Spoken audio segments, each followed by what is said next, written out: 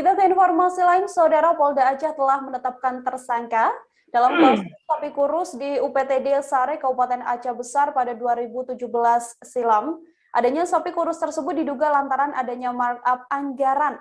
Sejak adanya pengadaan ternak sapi pada 2016 lalu, ratusan ekor sapi tak menunjukkan perkembangan. Pengadaan pakan padahal sudah menghabiskan dana hingga ratusan rupiah.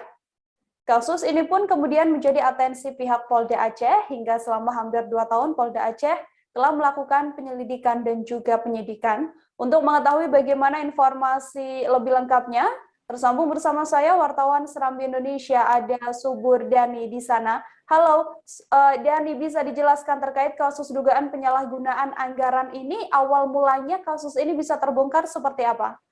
Ya, Nila, terima kasih. Selamat siang, Tribuners semuanya. Saya Suburdani dari Banda Aceh melaporkan bahwa Polda Aceh kemarin menetapkan 9 tersangka dalam kasus pengadaan sapi ternak di UPTD Sare, Kecamatan Lembah Selawah, Kabupaten Aceh Besar, di mana dalam kasus ini terindikasi ada kasus korupsi yang dilakukan secara sistematis sejak tahun 2017, Nila. Nah, awal ketahuan adanya kasus markup dalam pengadaan sapi ternak ini karena sapi yang seharusnya masuk dalam program penggemukan pada tahun 2020 ditemukan menjadi kurus,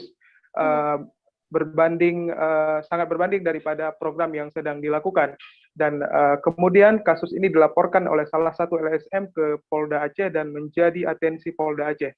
Nah, Nila, kemarin pada hari Senin 16 Agustus 2021, Polda Aceh menetapkan 9 tersangka dalam kasus tersebut dan baru kemarin Rabu 18 Agustus pihak Polda Aceh memberitakan ataupun memberikan informasi tersebut kepada pihak media. Nila. Dani, kemudian untuk 9 tersangka ini siapa saja identitasnya dan peran dari mereka?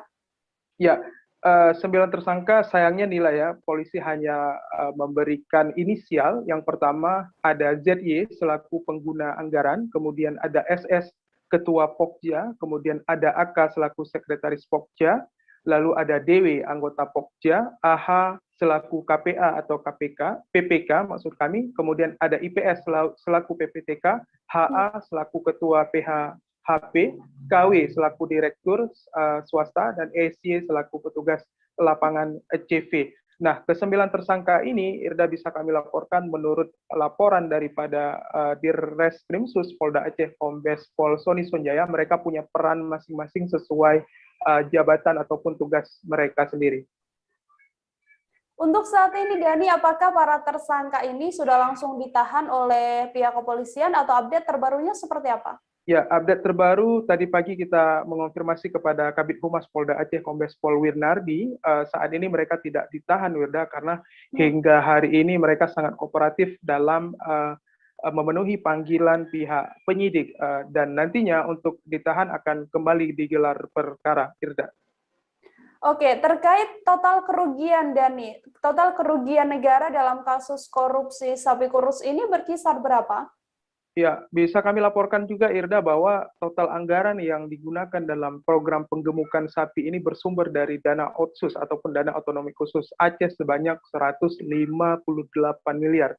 Dan hasil hitungan awal kerugian negara yang didapat dari tahun 2017 ke tahun 2020 itu sebesar 1,2 miliar, Irda. Apa pasal yang disangkakan, Dani, untuk para tersangka yang terlibat kasus korupsi ini?